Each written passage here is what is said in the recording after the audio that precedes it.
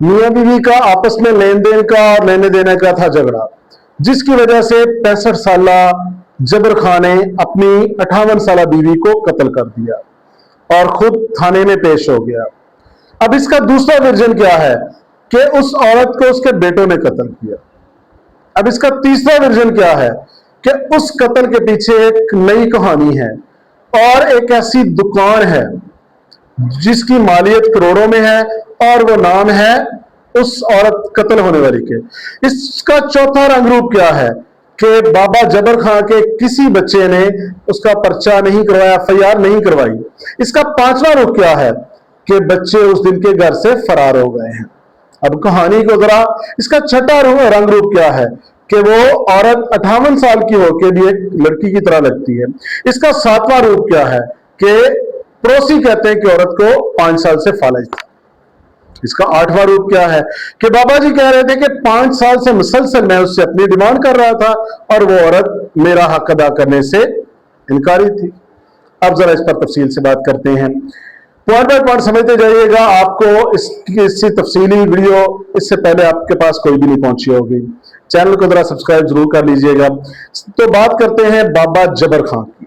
ये ताल्लुक है इसका कराची से, उर्दू स्पीकिंग है और इसने अपनी बीवी से डिमांड की अज़दवाजी ताल्लुकात की, वो ताल्लुकात के जो हर मर्द औरत के आपस में होते हैं, और वही ताल्लुक थे जिसकी वजह से इस औरत ने 4 बच्चे पहले जन्म दिए थे।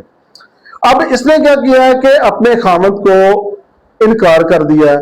खामद की डिमांड 1, 2, 4, 10 दिन की नहीं है, 5 साल से चल रही थी और औरत उस पर हमेशा से लान तान करती थी कि बच्चे बड़े हो गए लिहाजा रिटायर्ड। आपको भी पता है कि मर्द और घोड़े को आप रिटायर्ड कर ही नहीं सकते। अब कहानी क्या है, ये जिस दिन रात वकूआ पेश आया उसने कहा कि अगर अपनी बीवी से वही डिमांड की एक शोहर वाली, तो बीवी साहबा ने आगे से क्या कहा कि मेरे पास कैंची है, ये ना हो कि ना ढोला हो सी ना रोला हो सी, मैं तुम्हारी कहानी ही खत्म कर दूं। तो ये बंदा गुस्से में आ गया, इसके हाथ में सरिया था, इसने वो मारना शुरू कर दिया और उस औरत को मारे और वो औरत हो गई जान भाग। और ये बाबा जी सुबह उठे हैं, उठ के वजू किया, नमाज पढ़ी और थाने चले गए।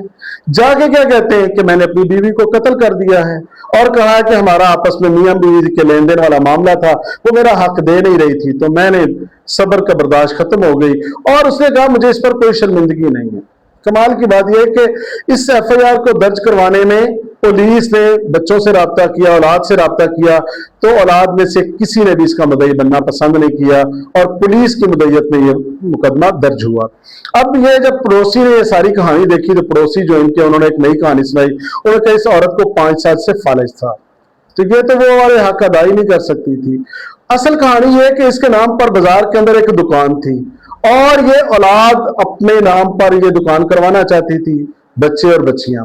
जिस रात ये वकूआ हुआ है, ये उसके बेटों या बेटियों ने अपनी मां को मारा है, उसको दुकान अपने नाम करवाने के चक्कर में, और जब उसने नहीं की तो वो जान भाग हो गई।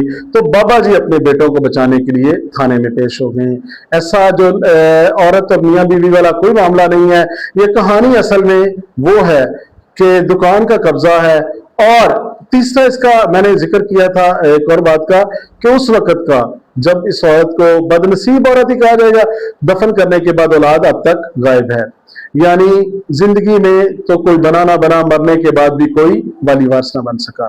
अब कराची में रहने वाले लोग ही, जो करीबी लोग हैं, वो बता सकते हैं कि असल कहानी क्या है। क्या बाबा जी और औरत का वही मामला था जो मर्द औरत का होता है, या इसके पीछे दुकान थी, या इसको कत्ल करने वाले उसके बेटे थे, या वाकई बाबा जी ने कत्ल किया है? कमेंट सेक्शन में अपनी राय का इजहार कीजिएगा और खुसूसी तौर पर कराची से ताल्लुक रखने वाला हर बंदा इस पर अपनी बात जरूर करे ताकि तस्वीर का असल रुख सामने आ सके।